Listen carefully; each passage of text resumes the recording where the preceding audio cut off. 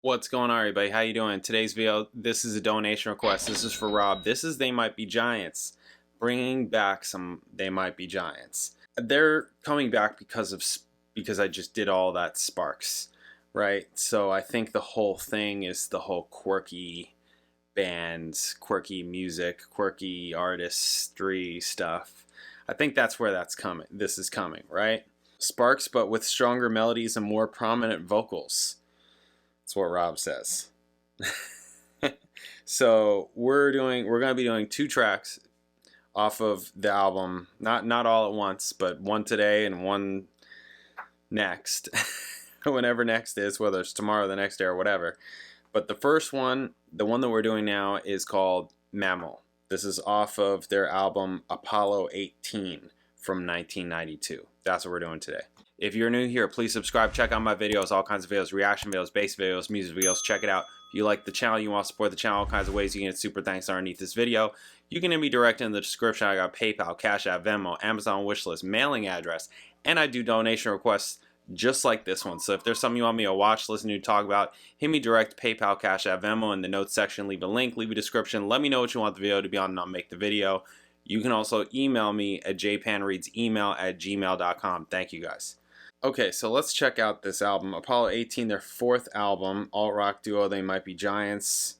Electra, named after the canceled Apollo 18 mission. Album was also associated with International Space Year, for which They Might Be Giants were declared the official musical ambassadors by NASA. Wow. Wow. Album marked the first conscious effort by They Might Be Giants to branch out of their early sound, opting for more traditional rock rhythms and fuller arrangements. The duo adopted a backing band with live drums during the supporting tour. It was their last album recorded as a duo, and the band expanded to include a regular rhythm guitarist, bass player, and saxophone player for their subsequent releases. This album also includes the Fingertips Suite, a series of 21 short songs, most under 30 seconds long. Oh, geez. Okay, so like interludes? Something like the skits? Something like that.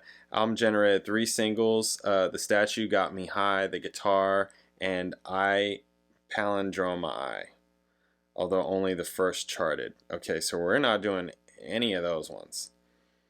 Album received mostly positive reviews from music critics, with many commending the band for making music with a darker tone. However, the album was criticized for lacking a standout lead single. Commercially, the album was not as successful as Flood, peaking at number 99.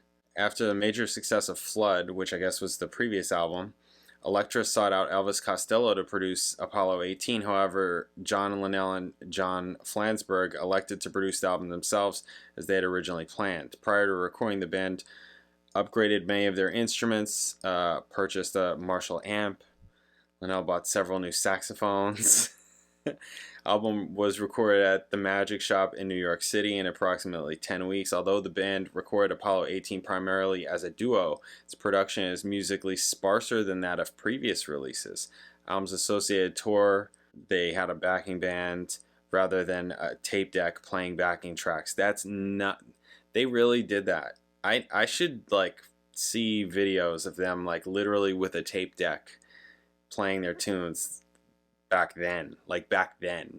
That may be interesting to see.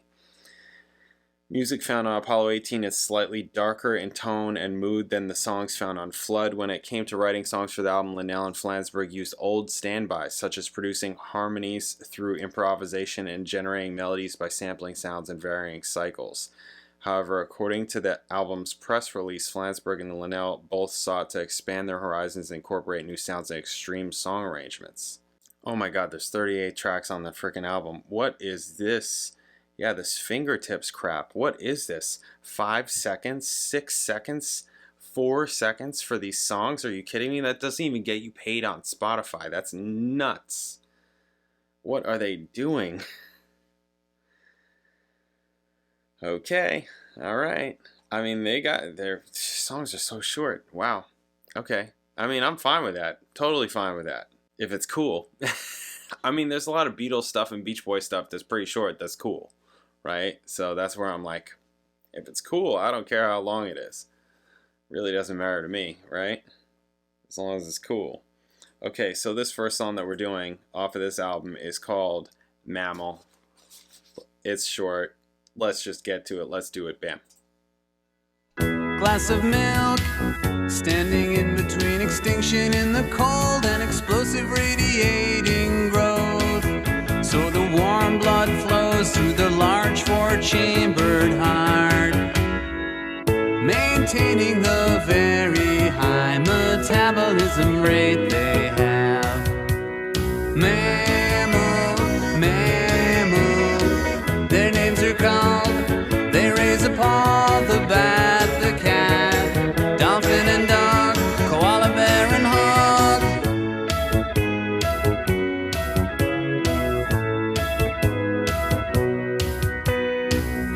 One of us might lose his hair, but you're reminded that it once was there. From the embryonic whale to the monkey with no tail.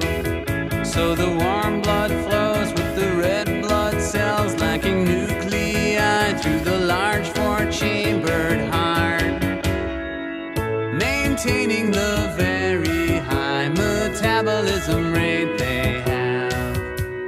Mammal, mammal, their names are called.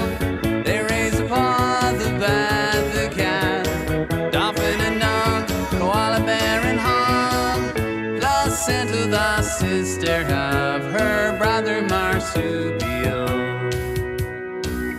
Their cousin called monotreme, dead uncle Allotheria. Mammal, mammal, their names are called. They raise a paw, the bat, the cat, dolphin and dog, koala bear and hog, the fox, the ox, giraffe and shrew, the kid and the caribou. Okay. It's gonna end like that? Yeah, wow. Yeah, it's definitely quirky. The lyrics, you know, I just catching little bits and pieces of it. Obviously, they're, you know, whatever, they're crazy. You know, they're just talking about animals or whatever, right? Mammal, okay. Yeah, there's melody. There's changes. There's stuff like that. It's cool. It's fine. Yeah, so Rob's whole thing with this is he wants me to kind of go back and forth between this and Sparks. I feel like Sparks, while they have some songs that I was into, right? I just did that whole run of Sparks tunes. There definitely was stuff that I liked and that I thought was really cool. Some of it was just like, I don't know, not cool. Like 80s not cool. Like just not cool. Just didn't work for me. Where this stuff seems a bit more, there's something about this and this band that feels more culty than Sparks, even though I feel like people that are into Sparks may disagree with that.